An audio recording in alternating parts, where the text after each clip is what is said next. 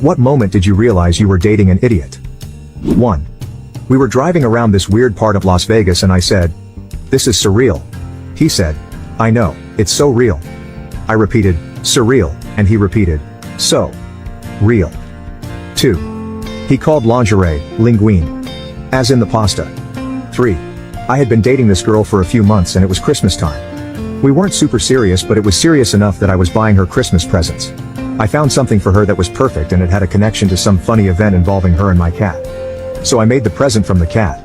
I thought I was being cute and she would make the connection. Instead, she got pissed that my cat got her a present and I didn't. I thought she was joking. To make matters worse, we were at her parents' place and they backed her up. It was extremely awkward and I realized it wasn't going to work out.